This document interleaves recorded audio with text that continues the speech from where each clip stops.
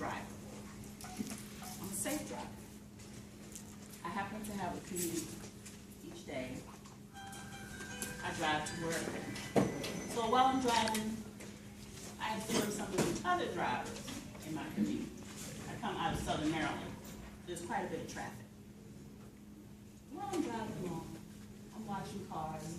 I'm always looking for cars that are not quite doing what they should be doing. They're not keeping up with the speed. And I'm wondering why. And so I try to get up on them so I can see what's going on. And more times than not, they're on your cell phone. I can't stand cell phone. They get my goat. That's probably my pet peeve. Cell phone. They irritate me. They annoy me. They're going too slow. They're weaving a little to the left. They're weaving a little to the right. They're holding up traffic. They're holding me up to get to work. Another thing that I think about when I see these cell phone drivers is something that happened to me. A few years ago, I'm driving. I had a job where I was out in the community. Took care of what I needed to do. I'm on the clock, I'm working. I had to go and visit a client. Okay.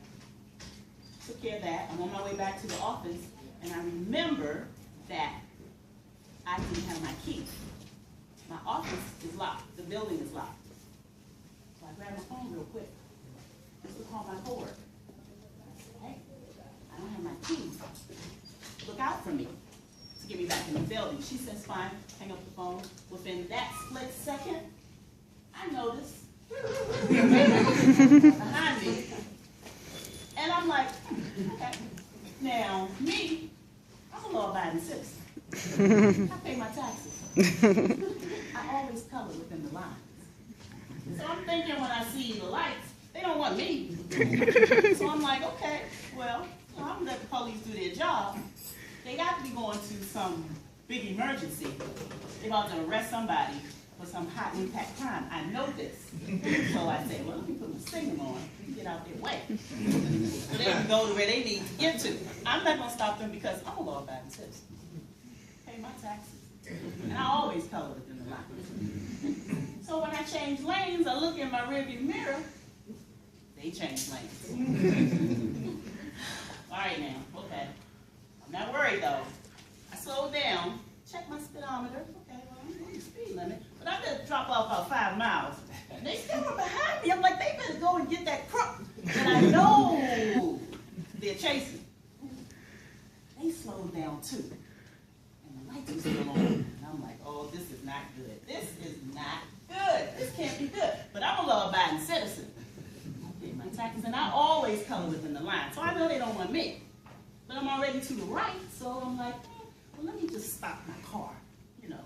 Then they definitely can go on around me and get to that crime that I know they're headed to.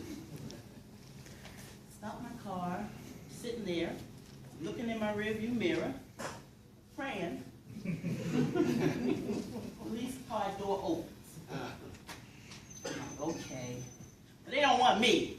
But let's just see what this is all about. This is what I'm telling myself. It's all good. I'm okay. Nothing's going to happen. Female police officer gets out of the police car. And I'm like, oh, okay, all right, okay. She's female. I'm female. I'm all right. I'm a little back this. She's walking up. I'm still looking in my mirror. She's wearing glasses. I'm wearing glasses. All right. This is good. I'm okay. She hasn't gotten up to my car yet. And I said, whoa. She's got braids in her hair. I had braids in my hair. I'm like, oh, shucks, I know I'm all right now. She comes around to my car.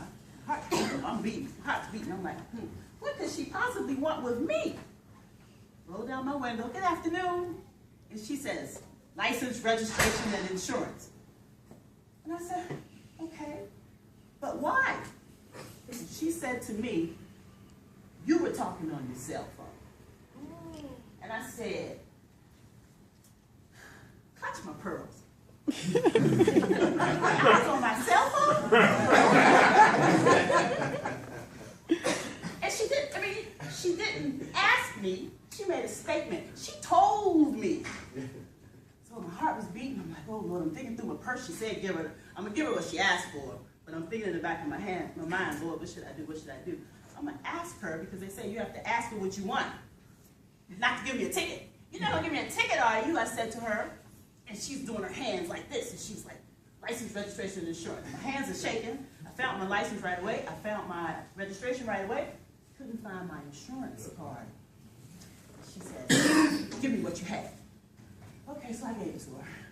And I'm sitting there, and I'm like, Lord, she's not going to come up with anything on my name or my card because, you know, I'm a law-abiding citizen. I pay my taxes, and I've always colored with these lines. A few minutes later, very short period of time, she comes back. She has this pad in her hand, and I'm saying, now I know they use that pad for warnings because I'm sure she's getting ready to give me a warning. I went her down, she handed me my little identification back, and she gives the pad to me, and she says, you are being issued a ticket for talking on your cell phone while driving. And I said, no way! You're not giving me a ticket, are you? How dare you? Well, I said that to myself.